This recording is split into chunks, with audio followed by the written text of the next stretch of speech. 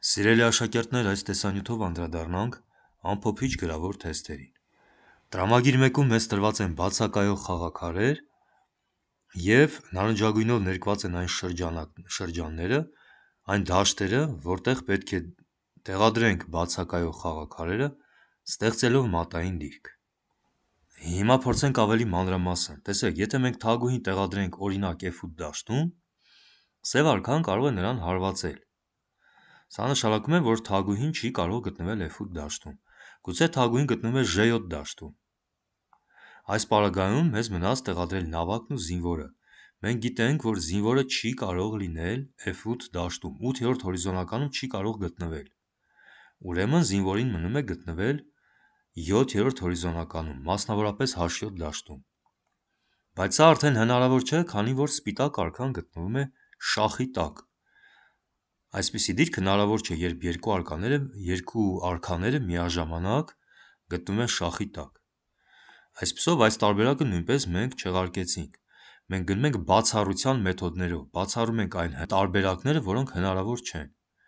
Ոչ թագուհի F8-ը, որովհետև արքան նրան կվերցնի, ոչ թագուհի J7-ը, որովհետև այլ խաղաքարերը մեր արքային կհարվածեն։ Փորձենք մնացած թագուհի H7 դաշտը։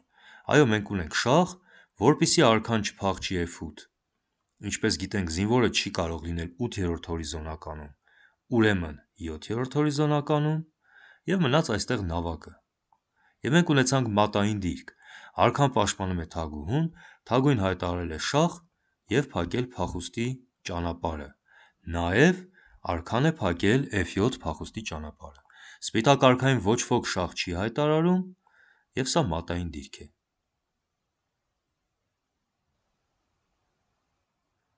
Այսպիսով, մենք թագուհին սպիտակների կողմից տեղադրեցինք H7 դաշտում, ապահովեցինք շախ, իր հերթին սևերի կողմից մենք նավակը տեղադրեցինք F8 դաշտում, թույլ չտալով, որ արքան դիմի փախուստի, և զինվորը տեղադրեցինք J7 դաշտում։ Զինվորի պարագայում, երբ մենք ոչ թե քայլն ենք նշում, այլ պարզապես խաղաքարի անվանումը, կարելի է Z տառը գրել, Z փոքրատառ, կարելի է չգրել, պարզապես նշենք J7 դաշտ։ Խնդրեմ, զինվորը տեղադրեցինք J7-ում։ Այսպիսով ապահովեցինք մատային դիրք։ Տրամագիր 2-ում հարկավոր է այնպես ներկել որոշ խաղաքարեր, որ մենք ունենանք մատային դիրք, որ սպիտակները հայտարարեն մատ։ Ահա այսպիսին է դիրքը, նորից կարող ենք գնալ բացառության մեթոդով։ Ինչպես տեսնում ենք, եթե փղերը հայտարարել են շախ, ենթադրաբար սև արքային, ենթադրենք A4 արքան սև է, ահա այսպես։ Ապա արքան կարող է փախչել, և սա մատային դիրք չէ։ Սա նշանակում է, որ A4-ի արքան սև չէ։ Փորձենք A6-ի արքան։ Նորից փիղը հայտարարել է շախ, սևադաշտ փիղը հսկում է սև դաշտերը, արքան է հսկում և պաշտպանում իր փղին, բայց այստեղ սև արքան կարող է վերցնել սպիտակ զինվորին, և սա մատ չէ։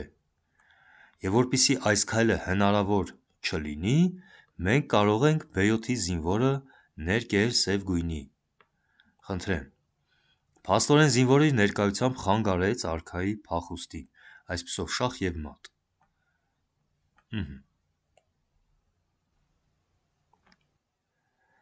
Այսպիսով մատային դիրք ստանալու համար մենք ներկեցինք A6-ի արքան և B7-ի զինվորը։ Ուրեմն սևերից արքա A6 և B7-ի զինվորը։ Տրամագիր 3-ում նշենք փոխատեղման անվտանգ կողմը։ Քայլը սևերինն է, և նրանք կարող են կատարել փոխատեղում թե՛ մեկ, թե՛ կարճ, թե՛ երկար կողմը։ Որ կողմը կատարեն փոխատեղում։ Իհարկե երկար։ Գրանցենք սևերի քայլը, քայլ համար 1, դնենք բազմակետ, ցույց տալով, որ խաղում են սևերը, և դնենք երկար փոխատեղման նշանը 3, 0։ 0, գիծ 0, գիծ 0։ Հիմա նշենք ինչու կարճ փոխատեղումը սխալ է։ Բանը նրանումն է, որ եթե սևերը կատարեն կարճ փոխատեղում, նշենք քայլը, քայլ համար 1, դնենք բազմակետ և նշենք կարճ փոխատեղման քայլը 2 հատ 0, 2, 0։ Կարճ փոխատեղման դեպքում, ինչպես տեսնում ենք, Փիղը և թագուհին միմյանց հետ համագործակցում են, կարող են մատ հայտարարել H7 դաշտից։ Թագուհի D3-ը H7 և մատ, ահա այս քայլը։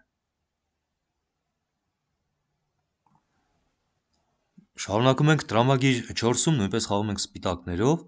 փորձենք գտնել հաղթանակ տանող ուղին։ Ինչպես տեսնում ենք, այստեղ սևերն ունեն նավակ, սպիտակների ձի ու դեմ։ Փաստորեն սևերն ունեն որակ, առավելություն։ Սակայն դեպի սև արքա տանող ճանապարհները բաց են, տեսեք անկյունագծեր և ուղղաձիգեր։ Եվ մենք տեսնում ենք, որ արքան պաշտպանում է իր թագուհուն։ Մենք կարող ենք վերցնել թագուհուն, բայց արքան մեզ կպատասխանի։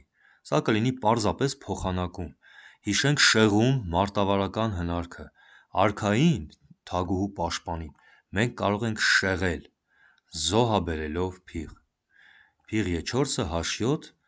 և դրանով իսկ մենք հայտարարում ենք շահ։ Արքան կարող է շախից փախչել, կարող է վերցնել իհարկե շահ տվող խաղաքարը, արքա Ž8-ը վերցնում է H7 և